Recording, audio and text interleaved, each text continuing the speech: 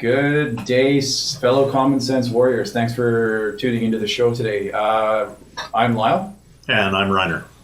And we have a really good, cool guest, and I'll let Reiner introduce, because Reiner has a little bit of a background with our next guest. Yeah, so. We've known each other for a while. I think we've annoyed each other for a while. Some of our low for each other. For yes. Well, it's a pleasure to introduce Mike Morisset of the Silverman Mortgage Group. It's great to have you here, Mike. So thanks for coming. Thank you for having me. Thanks, Mike. Appreciate it. Thanks for coming on the show. What we try and do is we're going to kind of talk about your business. We also want to talk about the entrepreneur, the inside of the entrepreneur, what makes you tick. All the fun stuff. All the fun stuff, yeah. So anyways, why don't you just tell us a little bit about yourself? I'm a local mortgage broker. Been in the business for 10 years. Just really wanted to build a business that was focusing on helping people. We've been very successful in the last 10 years, and it's gone a lot of ways, but it's been very successful based on the fact of helping people. Mm-hmm. It wasn't built on maximizing profit or just the stuff that you're focusing on, the nice car that I can drive. It was focusing on how many families do we help make better decisions this year. Yeah.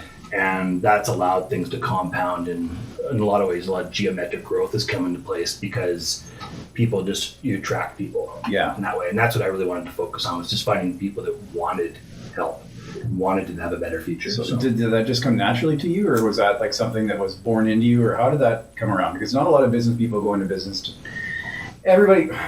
When you go into business for yourself, there's usually a reason behind it. A lot of the times you want to help people, but then a lot of the times when you're in business and you find out the best way to help people doesn't really be profitable. Yeah.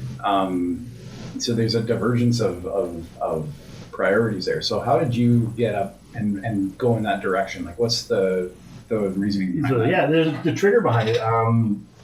Honestly, Mike, I grew up in a family of 4 kids. My mom and dad, and my mom was a stay-at-home mom until I was probably in high school. They struggled every day. My dad took side jobs, was anything to do to make things work. We all played sports. We all had nice, enough clothing. It wasn't an abundant life, but my parents busted their ass every day. And I can have distinct memories of, the fridge going, or the hot water tank going, or the car breaking down, mm-hmm. or we're going on the family trip and they're pulling out the station, the trailer, and the lights aren't working, and all those things, and how horrible the ripple effect would be from the stress of how are we going to come up with $500 25, 30 years ago to fix this. And I just remember always this doesn't make sense to me. There's a better way. And so I've sort of, whenever I look at people today, young families, I always see my mom and dad, and I always wish I was that person that could help them make better decisions. And then on another level, I've been able to have some amazing financial mentors in my life, people that have helped me see the value of buying a house when I was 23 years old, helped me see the opportunity of selling that property and buying a bigger property, just helping me make great decisions. Mm-hmm. And a lot of those decisions weren't very intelligent. It was just being able to step back and get some perspective on it. And I think that I feel a duty, that it's a real obligation to the community to be that person to pay it forward, mm-hmm. because what I have today has been built off of other people's shoulders, and my parents, my in-laws, and a lot of people I've been able to observe making mistakes and good decisions in the community, and building off that. That's awesome. Because you and I were chatting before we got on here. We're talking about financial literacy and trying to help people as much as we possibly can. And it's hard because there's not a lot of help for people that want to help the people. There's not a lot of assistance, and the people coming out of high school. Yeah. And I was saying, I've run into people in my career that you got a credit card at 18 and they didn't know they had to pay it back. Yeah, and it's the people we have that are so proud that they're mortgage free and they have $75,000 in credit debt. That's not. Yeah, it's such a people. I think we all have the biggest challenge, I think, with human beings is that we can't see our own shit. We can't. People don't. I don't give myself financial advice. That's a good. I'm not qualified to help myself. Right. I need to get other people's perspective, mm-hmm. and most people, and that's the biggest problem in this world, is that to me to go to you and say, hey Lyle, I got a problem here. Yeah. I made a mistake. can you help me fix it? Or can you give me some perspective on it? That's like me walking into the mall naked, right? Yeah. It's just people don't do that. You have to admit that you were wrong. And And you know what the biggest factor in life is that people, like the most successful people, are the most willing to admit they made a mistake. And then they're willing to go, hey, everybody come down. Let's look at this. Like, let's all look at this problem. It's like, hey, what did I do wrong? Let's pick this apart. And I remember like my wife's family, we used to sit down at the dinner table when I was like 15, 16 years old. And they would talk about finances and talk about money and mistakes and things that went wrong, where my parents were like, you didn't bring money up, right? So the fact is they're trying to find a place where people can come to you and have, feel comfortable about, exposing themselves, which is probably the inappropriate word for it. But that's actually but I truly feel like people get so energized about it, and trying to keep people feeling, hey, don't worry. Have you made mistakes? Yes, but we can fix this stuff up. And, there's probably every mistake that you've made, I've personally made myself, right? So I think that's the gap. And I think that's where the opportunity is in business, is people are obviously in this world are desperate to be loved. Yeah. And it sounds really weird in the sense of that love, but people just want to feel like someone cares. Yeah. And that the world is desperate for that. And if I can find a way to do that, and if I can find that formula, it's a very successful formula if you can find a way to profit from it. Yeah, I know exactly what you mean about the upbringing. My parents, my dad wouldn't talk about money. And when my dad died later in life, about 16 years ago, it took us like months to figure out what he had done and what investments and even bank account. Like we just didn't know, and that's kind of horrifying. To have your mom all of a sudden go, I don't know, I don't even know how to write a check. Yeah. That was that's actually very common. I run into that quite a bit when you go out and talk to people that have, like, the husband and wife been together 60 years. The husband took care of all the finances. He passes away inevitably first, which most men do. And she's left with no idea how to even pay a bill. Like literally they don't know how to pay a hydro bill. Yeah. Because Joe took care of it, or Mike took care of it, or whoever took care of it. And so there is a lot of that part of that for the older generation. I see a lot of like financial illiteracy, but the people coming out of high school and college, even, like they're not armed with the proper tools in the toolbox to go and build a proper financial life. And so it's important that guys like you are out there doing this. Well, I think too that people don't understand it's not a very complicated process.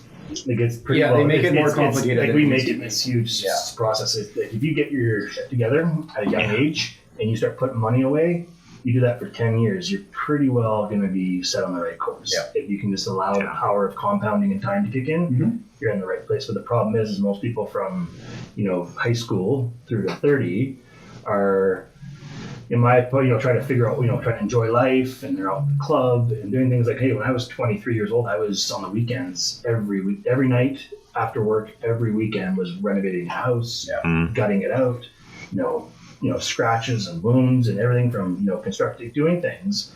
And that was, knowing from reading books that this was my opportunity. And that allowed me to do a lot of things from 30 to 40 now, where my wife's able to stay at home. My kids are all able to play sports that they want to play, and we have a different lifestyle, right? It's based off making, good, solid decisions. But you didn't get to go travel to Thailand for a month and a half, and I wasn't buying every drinks at China Beach. Exactly. So you see, I was, so I did the opposite. Exactly. I pissed away probably like 3 or 4 houses worth of money when I was young. And I'm not sure if I would change it. Yeah, well, do you know what I mean? Like, my wife and I bought our first house 5 years ago, and we're almost, I'm almost 60. Yeah. So we waited until later in life, and I was going through divorce and all that kind of stuff. So stuff happens in the way. Different journey, though. Yeah, absolutely. It's a very different journey. You can't compare the journey. No. That's a different thing. My point is that I see a lot of these young 20-something-year-olds that are getting out of college with $100,000 in student loan debt, and then what do? They try and go find themselves. Yeah. And they inevitably don't find themselves because they have no idea what they're looking for. Yeah.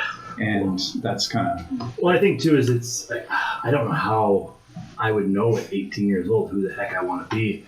And that's where I have basic, BCIT, night school, sales, marketing courses. Everything else I've learned from or reading books and, you know, maturing through life. Like books that I would read 5 years ago on finances, I could read again today and I have a very different aptitude for it and the intelligence to absorb it. Right. That comes with that maturity. Yeah. My parents told me, some of the greatest advice my parents gave me. I'm like, what are you going to do with your life? I'm like, and my dad's like, oh, become an electrician. Like my dad, I'm like, hell no. It's hard work. And they're like, well, if you don't know what you want to be, then go to night school for sales and marketing, because no matter what, sales and marketing is going to serve you at some point in your life. So that's what I did. I just sort of found my sweet spot where it was able to have, you know, connect with people, help people. It just was really a sweet spot for me, but it was a skill set that was applicable anywhere. Right? If you want to be a financial planner, you need to have, you know, the ability to sell. You want to be a mortgage broker, same thing. You want to get married, you got to be able to sell. Yeah.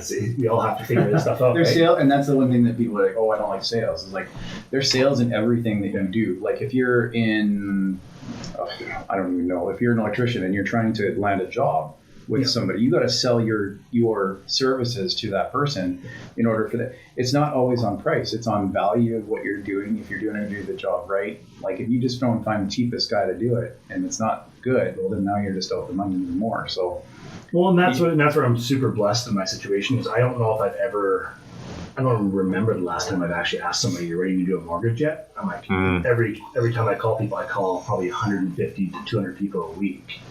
And every time I call, I'm like, how can I help you? Mm-hmm. Is there any mortgage questions you have? Yeah. Do you have any problems with even partners? Like, what's the problem right now? Is there anything we can help you with? Yeah. Any advice? Right. Anything you need to bounce off me? Being truly in service to people and helping people out, it's a pretty awesome job. Yeah. And then people are more than willing to, you know, be able to put their crap on your plate. Yeah. A hell of a gimmick, man. But it works well. People want help, right? Mm-hmm. And I think that's what I don't ever call. To ask for anything. Yeah. Say, hey, how can I help you? Yeah. I'd love to share with you what's going on in my business. You know, hope I can pick your brain and pick something else. Yeah. And then you find the 10% of the people that align well with you and you move on. Yeah. Are you doing a lot of cold calling or is that just like... I've done it. I can do it. I don't love it. Yeah. I do it at certain points when I feel like I want to expand things. And, you know, it's just basically, it's just little tricks to do, like setting a timer and saying I have 10 minutes to make as many cold calls as I can. Yeah. But yeah, people don't, it's painful, it's not fun. No, but it's where the juice is, right? It's worth the squeeze. Yeah. Right? So, well, and it only takes one, right? So. Well, and you said you just do the math, right? Yeah. You just do it. If I call 10 people, 3 people are going to want to meet with me. Out of those 3 people, one of them's going to go home, right? It's pretty simple. Yeah. And people make it really complicated, right? So if I just say, give me 10, I'll take 1.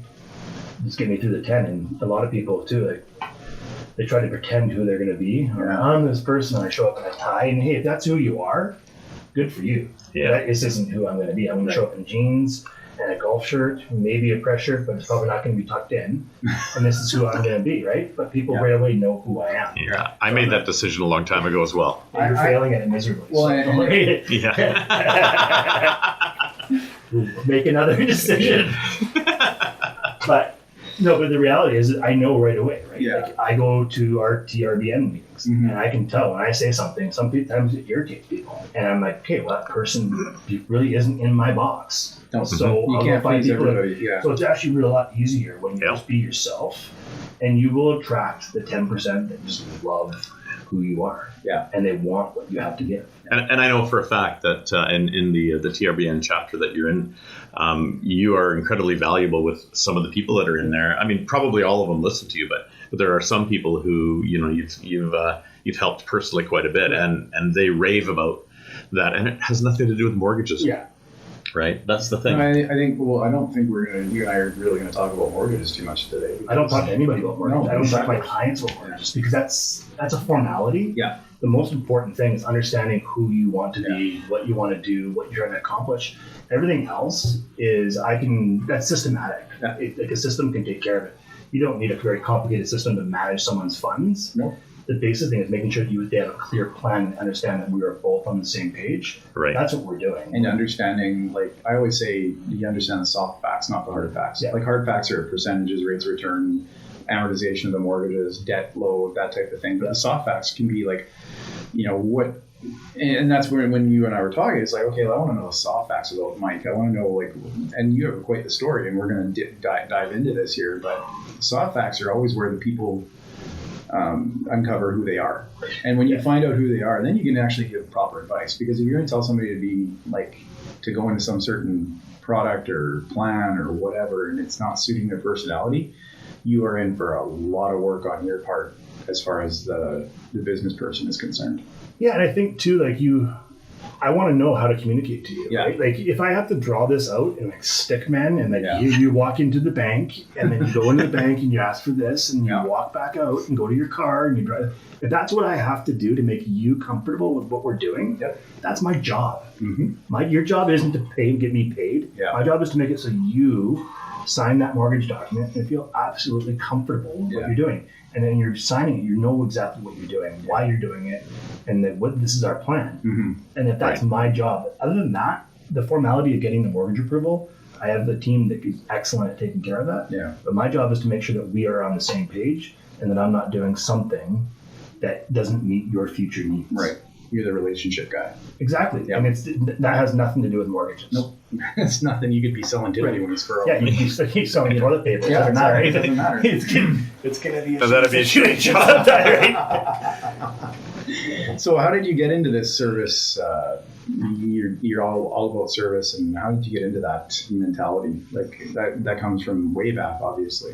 You know what? Honestly, my whole life, as I said earlier, came from a life of scarcity. And I married a lady that is the most giving, loving. You know, if I give her $5, she's gonna try to find a homeless person to give it to. Mm-hmm. She's just that type of person. And I spent years fighting it. Like it was always me against the world, me fighting everybody. And she slowly, over 25 years, has converted me to this person who still lives in a sense of scarcity, but still recognizes that there's a great opportunity to give, and that the abundant life that we live today, compared to a lot of people, it's our duty to serve. Yeah. Well, that's one of the reasons we get along so well. I see what you do and what your family does, and that's really dear to me. It's the same with Lyle and his family. Like, those are the people that I love to hang out with, and it's a great thing to watch. Yeah. And most of the people that I know that do this, including you guys, aren't really all that vocal about it out there. Like, look at me, I'm doing this. That's not really what's happening. No, I hate doing that. The only reason I do it is because my business coaches tell me to promote my social media stuff. But even that, I've been told that too, and I've stepped away from it. Yeah. And a lot of it comes from my belief that the ability to give without the person knowing is such a powerful gift. And part of the reason, like we've mentioned, I don't know if we mentioned it yet, but the Funny Farm, who a lot of the people that we're helping probably won't need a mortgage from you. Very few of them. I'm not doing it as an opportunity to,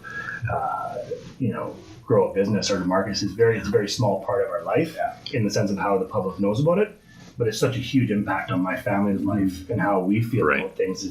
The fact that we get to have an impact on people, it gives us way more than we give out. It's been a huge blessing for us in our life. So just for clarification for everybody, Mike has a small hobby farm, or I don't know if it's small, but a 5-acre farm in South Langley that we dedicated towards, it was a lot of rescue animals. Now it's turning into more of a sanctuary for animals to go to. But we also have kids that come to the farm every week that are from the Langley community, Older Growth Langley and a few from Surrey. But a lot of them come from marginalized situations. Some of them are, good family situations, but just don't fit inside the box. And then some kids coming from bad situations and just need a sanctuary for themselves to go hang out at. And my wife runs that basically full time with a couple of support staff that do things, but it's really a way to give to people that just don't have a lot of people helping them out. And it hits close to home. And we all have stories of people that could have used a helping hand in life, right? Oh yeah. And all it takes is one positive story to have a good impact on the world, right? So. Well, I said I know a guy that's given a sleeping bag to a homeless guy. I met him 6 months later. He's got a job, and he's like, if you didn't give me that sleeping bag, it probably would have been the last thing that pushed me over the edge. But that sleeping bag gave me that last piece of traction that I needed to step up. And that's what we're here for. I'm not here to tell you when you need to step up, but I'm always here to help the hand, right? And I learned that through my life and dealing with going through adversity and being the beneficiary of people's generosity and time, and you don't want to let them down when they put their neck out for you. And I'll never forget the people that have done that for me, and to make sure that they're, you know, in my heart and in my head. And also, if you give money to a homeless person or somebody, like, they're going to go buy drugs, who cares? Yeah. Like, who are you to judge that situation? Yeah. Like, you know, if you give them $5 or you give them a toonie or a loony or something, that might be something that they don't go and rob a little old lady and end up hurting her or murdering her. Like, you don't know that. You don't know where that person's path was going. You don't know how desperate that person was to get to that point. So, like, there's stories behind everything that we're doing, or every person that's out there. Yeah. There's a story behind that. It's not like everybody wakes up one day and says, "Hey, I want to be in poverty." No. Well, and I think a lot of these people are like, "Hey, you want to go put that person's head on and live in their head for a while?" Like, I'd rather give them $5 and say, you know, hopefully this will give you the traction to go in the right direction. Or, like I said, who am I to judge your situation? Yeah. And I think a lot of us come down and me included in situations, so I don't put myself on this pedestal, but we judge these people like this homeless person, that dirty person, or whatever the hell they are. Mm-hmm. You don't know. Like, you're getting like this chunk of the iceberg. You don't know the whole story behind it. Are they dealing with schizophrenia or bipolar, or have they just been the crap kicked out of them by their parents or their husband, or they alcohol fetal? We don't know, right? Or are they drug addicts for other reasons mental than health? Right. I'm just like that, and I think that's where. And we've dealt with that with in the previous podcast with mental health and addiction and that type of thing. Yeah, and I think it's just like there's just a lot more room for some love in the world, right? Like, what's the and that's where I think that a lot of these people, including the three of us here, we live an abundant life, and if you don't think you do, then you better go pound your head against the wall. Well, now, that really irks me when people say, "Oh, part of the 1%," or, you know, anybody who lives in Canada is a part of the 1%. Yeah. Every single person. It doesn't matter where your status is. And if you look at the world as a global thing, we're all in the 1%. Yeah, everybody here is blessed. So 10 years ago, I went to Kenya on a safari with my family, and I thought, like, we were going to be, you know, the Great White Hope coming into Africa, and you see these people, and we went like remote. Like, we're in the middle of nowhere with like people in red robes and carrying around spears. Wow. And you think you're going to so you're sitting there doing this thing, and you're like, I walked away. I went there thinking I was going to help these people, and I walked away with the sense of gratitude for how much these people helped me. Yeah.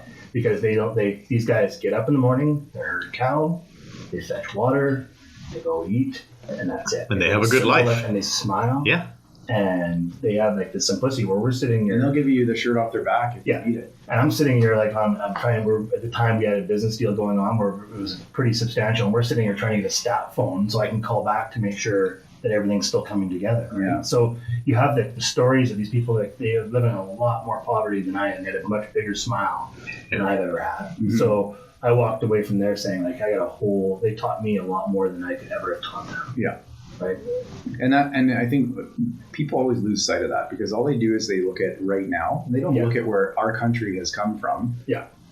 Canada was not exactly abundant in the 30s, 40s, and 50s. In the 80s, geez. In the 80s, we were not. I remember my dad. Well, many days my dad was staying at home, and he was a good electrician. Yeah. It just wasn't working for him. Right? Yeah. And the 80s were probably the most recent memory when things were tough. It's tattooed in my memory. Yeah. As a kid, and I was a very young kid, but it was something that influenced my life substantially. Where even today, there's probably not enough money in a bank account to make me feel like that sense of scarcity to go away, right? Yeah. Just because you saw the people struggle, and I think it's a very common trait for business owners and entrepreneurs. Is there's always that scarcity mentality, like, you know, there's never enough, and then the more that you can do, the more that you can give away. Well, you don't find many business owners that don't have that sense of scarcity. They're in business in 5 years. But it's also it's like if they're all outdated, then you're inevitably you're done, right? Yeah. So. But it's not. My parents were not business owners. My dad was he was foreman in a sawmill,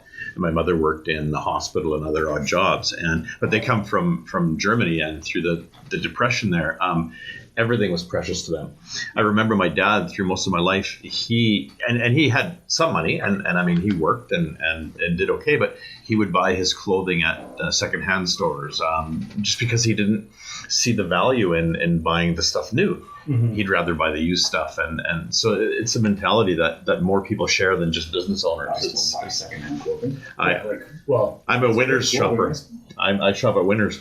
I had until very recently, I think everything in my house was secondhand. Yeah. Like my furniture, everything. And just recently. Oh, we have no new furniture. Like even our vehicles. We were driving vehicles with 400,000 kilometers on it. Yeah. And people were laughing. I'm like, hey, I'm laughing at you because you got a car payment. Yeah. So, but I value that. There's nothing wrong with picking the simple path. No, not at all.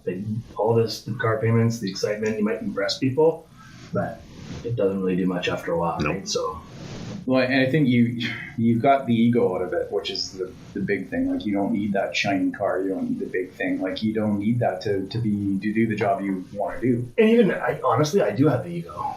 I just have to put it back in the box a lot, right? Like, you put a lot of Vaseline on your head sometimes to get through the door. Like, you don't so it's a lot of and I'm lucky enough to have a wife in my life that matches my values. Yeah. So the moment I start to float out, she's there to suck some of the air out of that balloon and make sure I'm back down to earth and we're back on focus.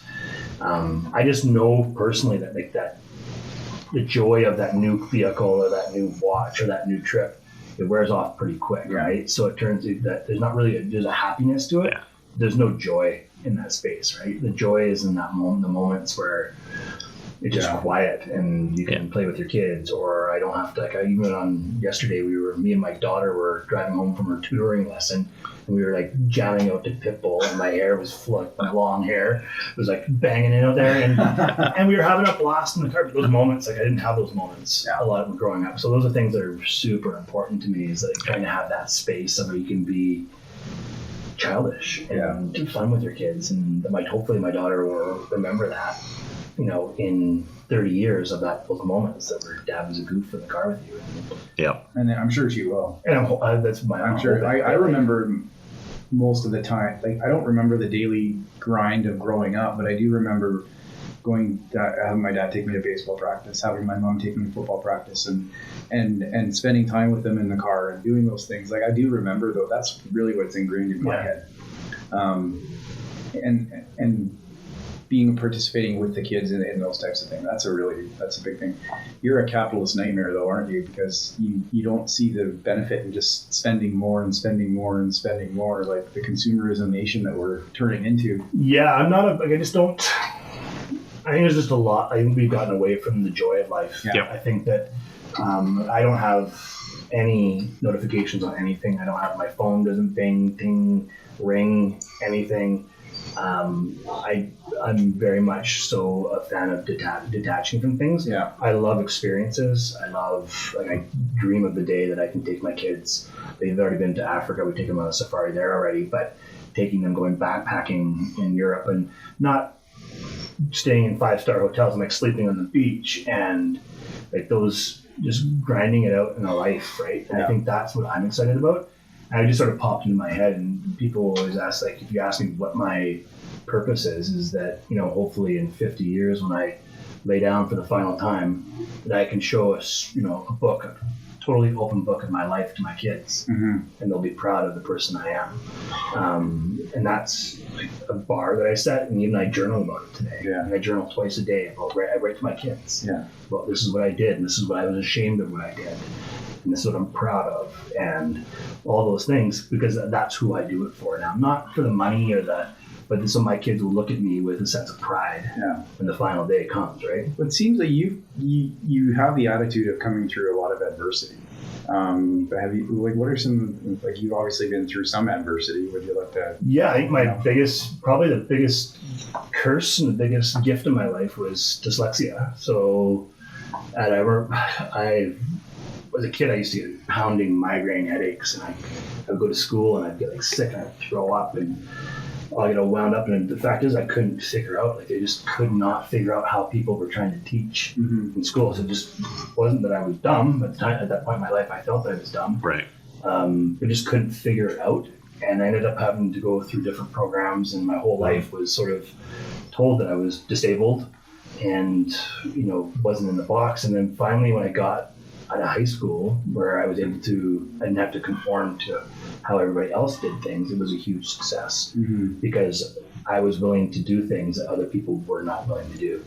Most people are like, oh, it's too uncomfortable. I'm like, I'm very, very comfortable with being uncomfortable because I spent my whole life feeling like a fool and people laughing at me and making, so when it came time to go into sales and people get rejected, it was like, well, next, what's going to happen, right? Whatever. So it's been a huge gift in my life.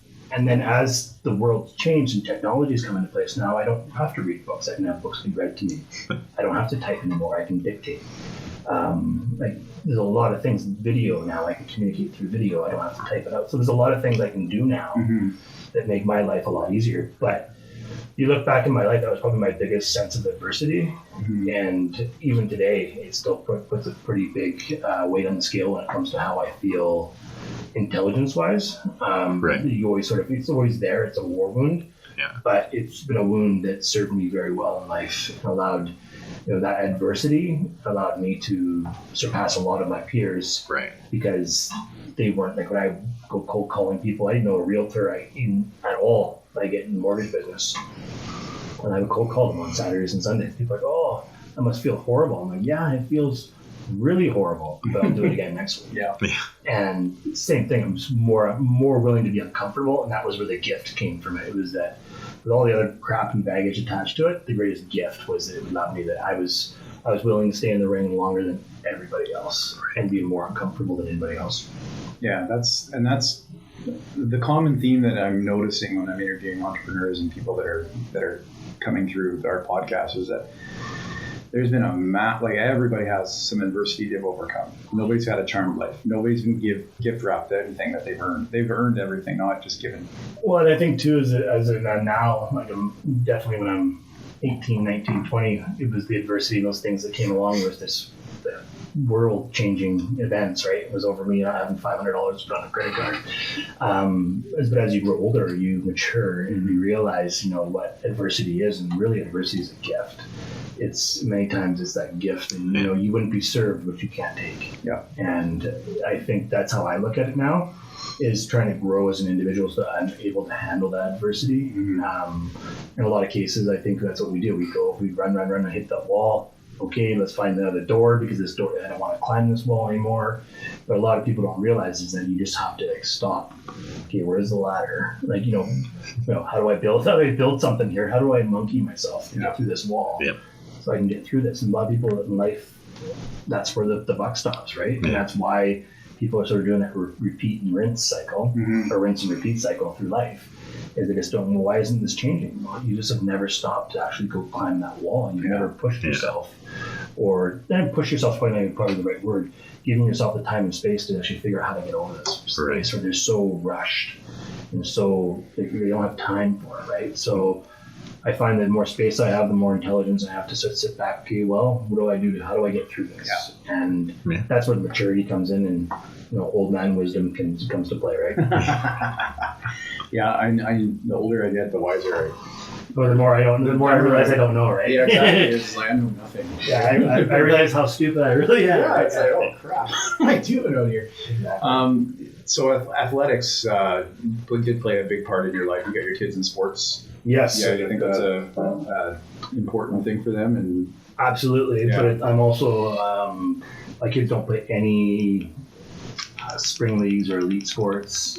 I'm a big fan of nurturing the relationship out of it. I have no goal of my kid playing junior hockey or going to get a scholarship to the NCAA or any of those experiences. It's more of an opportunity to show them, as a tool to show them how to overcome adversity and how to apply yourself. And if I want to make the lacrosse A1 team or whatever that is, well, how am I going to do this? And teaching them the skills to do that and how to overcome it.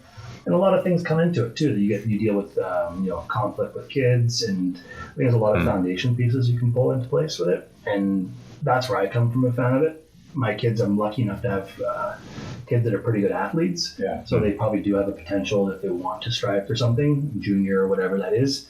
but it just isn't a platform I think is to base your whole life around.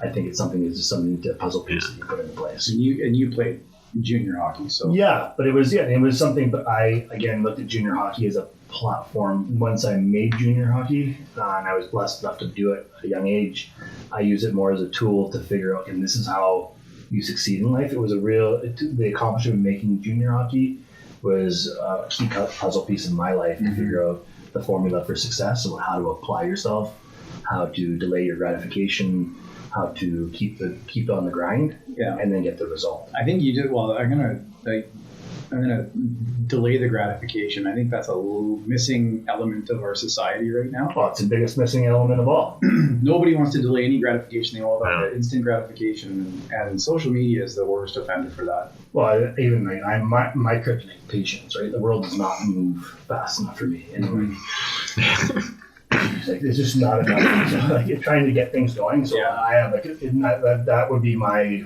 application of delayed gratification. I just do not have the time to let the world, people do not move fast enough for me in that sense, and that's a huge kryptonite in my life. So I struggle with that a lot. But a lot of people, when it comes to, it's sort of the same application, just sort of a different addiction, right? That they just, I want to order this book off of Amazon, and you order it, and it's like sort of coming through Kindle, and you're like, it's not there yet. It's been 5 seconds. Give the damn thing a break, right? Like we're so, it's like my kids, like if the internet goes down in the house and they can't watch Netflix or YouTube, it's like the whole world's falling apart, right? And it's just that I want this now, and I think I think one of the biggest challenges for parents now is how do you delay enough gratification for your kids and make them struggle a bit, right? Because there's everything's so instant feedback. Well, and then they're not. And a lot of kids are not being forced to go through adversity when they're children. Their parents take care of everything for them. Yeah. And then they go into the real world, and the real world doesn't take care of them. Well, I think the funny thing is we say, the parents are taking care of everything for them. The parents are taking care of everything for themselves. Exactly. Yeah. Like, I don't want Bobby to be pulling me. I don't want to go play with Bobby outside.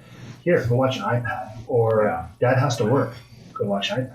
And I'm the first, so I'm not throwing stones from a ground. I do the same thing. Like, I had to work last night, and my daughter watched YouTube for 2 hours while everybody else is out running around sports. Yep. It happens. Yeah. But it's how much it happens, right? Yeah. And I think that's where the difference is I think that you think about the kids we're always saying, well, the kids get it. Well, really, you're just like, that falls on the parents' shoulders, right? You're doing it because you don't want to do this.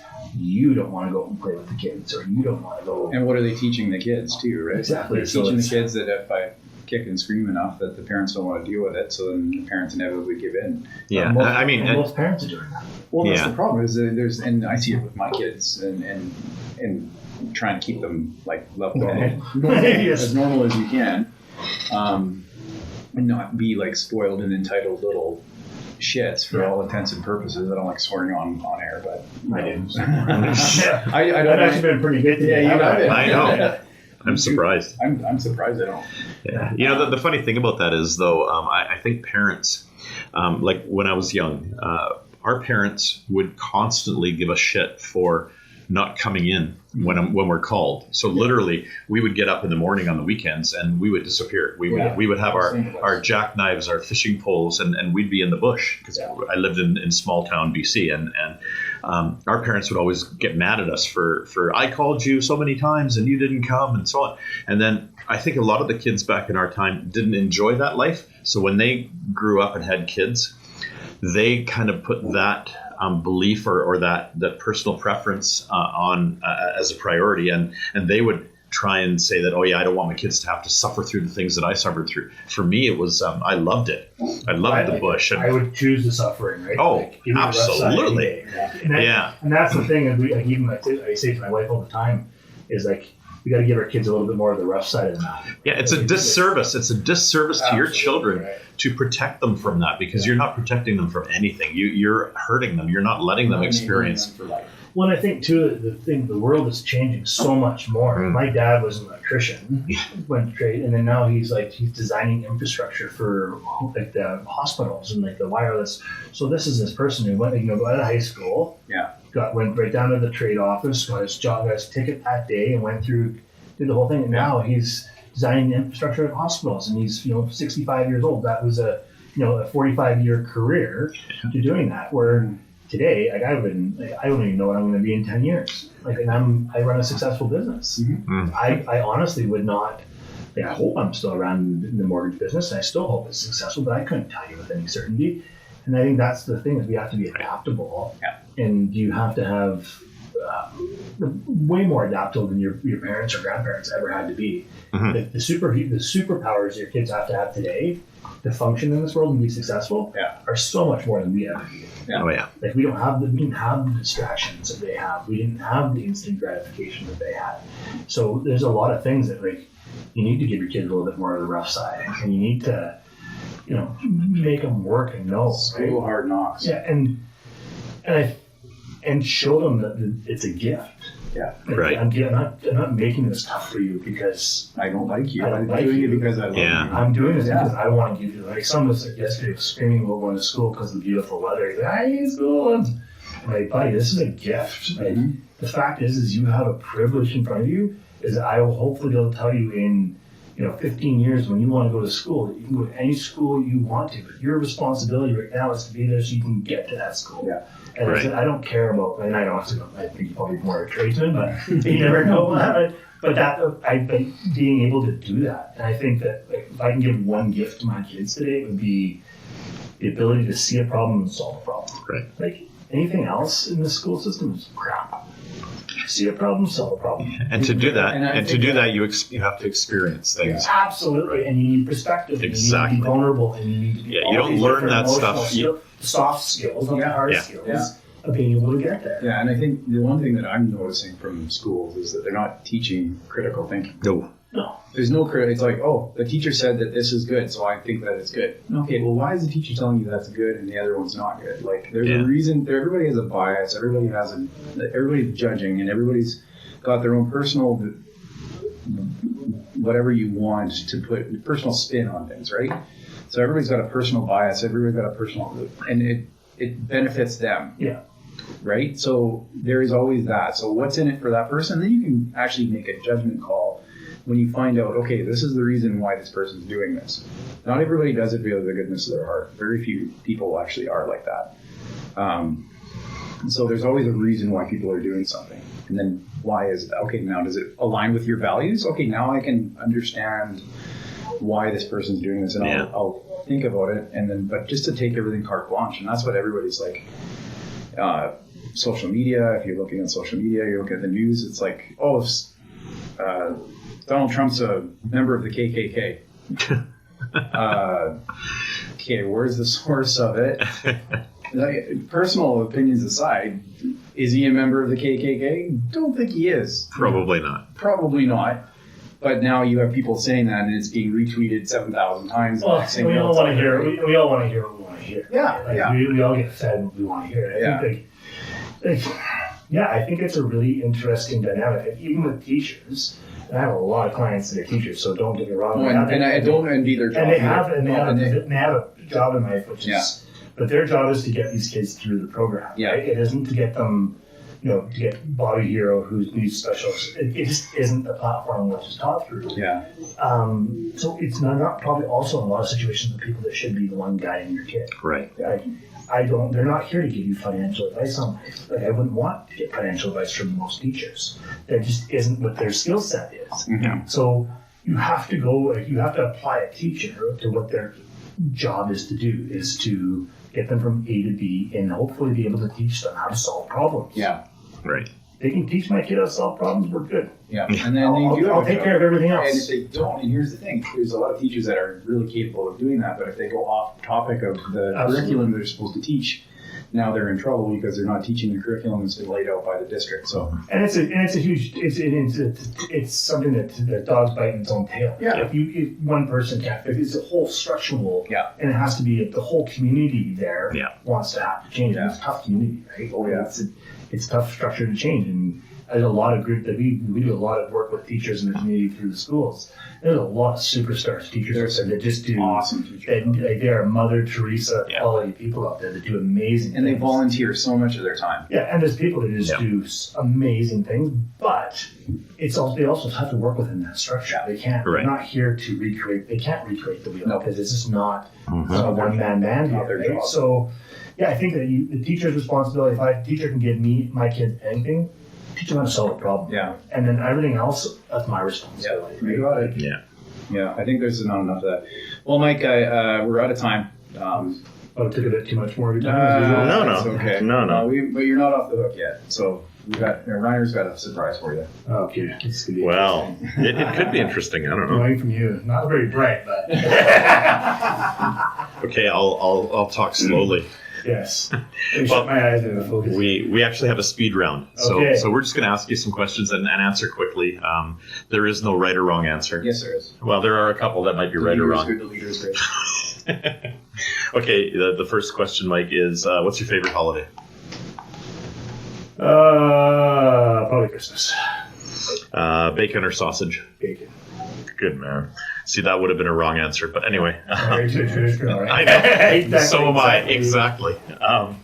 Have you ever worn socks with sandals? Yes. I don't know you anymore. Yes. Well, I think I've seen you in interesting outfits before too. So. Are you politically correct? No. Is Jimmy Kimmel funny? Yes. And Marvel or DC careful? This could be a right or wrong answer.